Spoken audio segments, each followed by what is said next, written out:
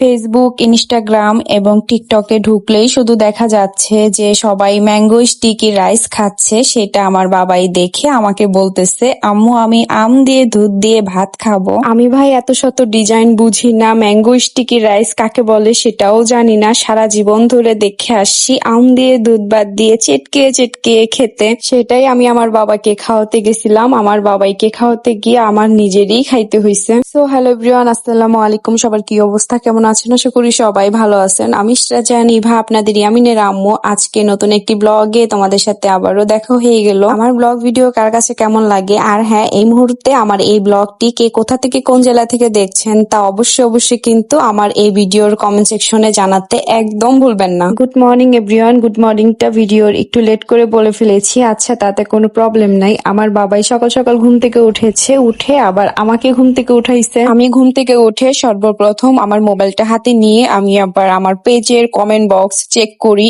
এরপরে আমি যখন রিলস দেখতেছিলাম তখন ওই মুহূর্তে ম্যাঙ্গো স্টিকি রাইস একটু পর পরে আসতেছিল। আমার বাবাই তো তখন আমার সাথে শুয়ে শুয়ে আমার সাথে মোবাইল দেখতেছিল, আর একটু পর পর ম্যাঙ্গো স্টিকি রাইস আসতে দেখে আমার বাবাই আমাকে বলতেছে যে আম্মু আমাকে এটা বানিয়ে দিবা, ঠিক আছে আম্মু আমাকে এটা বানিয়ে দিবা, আমি এটা খাবো। আমার বাবাই যখন ম্যাঙ্গো স্টিকি রাইস বারবার দেখে বলতেছিল আমাকে যে আম্মু আমি এটা খাবো, এটা দেখতে অনেক সুন্দর, তখন আমি আমার বাবাইকে বলি যে এটা তো আম আর দুধ দিয়ে ভাত চটকানো, এটা কি তুমি খাবা? কয় হ্যাঁ এটা অনেক দেখতে সুন্দর, আমি খাবো, আমাকে বানিয়ে দিবা। এরপর আমি শোয়ার থেকে উঠে আমি ফ্রেশ হতে গিয়েছি। ফ্রেশ ট্রেশ হয়ে যখন আমি আমার বাবাকে জিজ্ঞাসা করতেছিলাম, বাবা তুমি তো এখনো সকালের খাবার খাও নাই, তুমি কি খাবা? তখন আমাকে একটা কথা বারবারই বলতেছিল যে আমি আম আর দুধ দিয়ে ভাত খাবো। পরে আর কি আমি আমার বাবাইকে বলতেছি, আচ্ছা আমি যদি তোমাকে আম আর দুধ দিয়ে ভাত মাখিয়ে দেই তাহলে তুমি কিন্তু খাবা? কয় হ্যাঁ আমি খাবো। পরে আমি আম আর দুধ দিয়ে ভাত মাখাতে চলে আসলাম। আমি আমার বাবার কথা মতো বোলের মধ্যে 1 মুঠ পরিমাণের ভাত নিয়েছি।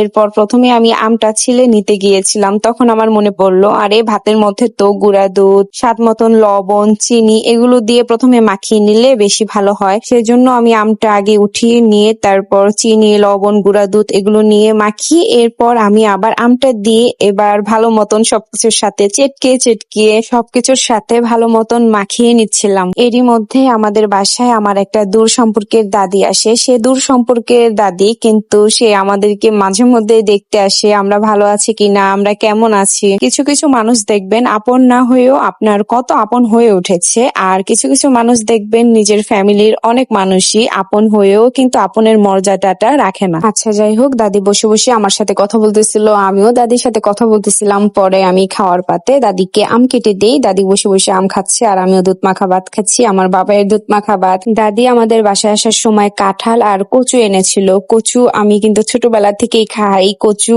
ইলিশ মাছ কিংবা চিংড়ি মাছ দিয়ে রান্না করলে কিন্তু খেতে অনেক মজা হয়, এখনো পর্যন্ত আমি খাই। আম দিয়ে দুধ ভাত মাখিয়ে আমি আমার বাবাইকে এত খাওয়ানোর চেষ্টা করলাম, সে একটা ভাতও মুখে নেয়নি, কারণ সে ইনস্টাগ্রাম এবং রিলসে সে ম্যাঙ্গো স্টিকি রাইস দেখছে, ঠিক ওইভাবেই খাবে। ওইটা এরকম ভাবে একটু হয় নাই, তার এটা খেয়াল আছে যে ওইরকম ভাবেই হতে হবে। তাকে আমি কোনো রকম ভাবে বুঝাতে পারতেছিলাম না যে এইটাই আমি শুধুমাত্র একটু চেটকিয়ে দিছি তোমাকে, তুমি এটা খাও, এটা অনেক মজা, ওইটার থেকে অনেক মজা। কিন্তু সে এটা খাবে না, ওইটা খাবে, ম্যাঙ্গো স্টিকি রাইস খাবে। কিন্তু আমি যেভাবে আম দিয়ে দুধ ভাত চটকাইছি সেইভাবে খাবে না, তার ম্যাঙ্গো স্টিকি রাইস লাগবে। আচ্ছা তার দুধ ভাত পরে আমারই খেতে হয়েছে, আর আমার বরাবরের মতন আগেও দুধ ভাত পছন্দ ছিল না, এখনো পছন্দ না। ইনশাল্লাহ আমি আমার বাবাইকে ম্যাঙ্গো স্টিকি রাইস তৈরি করে খাওয়াবো, তার সাথে তোমাদের সাথে ভিডিও অবশ্যই শেয়ার করব। আচ্ছা যাই হোক, এখনো যারা যারা আমার পেজটাকে ফলো করো নাই তারা ফলো করে সাথে থাকো, আর আমার ইউটিউব চ্যানেলও কিন্তু আছে, নাম ইভা ব্লগ, সবাই একটু সাবস্ক্রাইব করে দিও। তো আজকের মতন ভিডিওটা আমি এখানেই রাখছি। সবাই ভালো থাকো, সুস্থ থাকো, আর আমাদের জন্য দোয়া করো। আল্লাহ হাফেজ।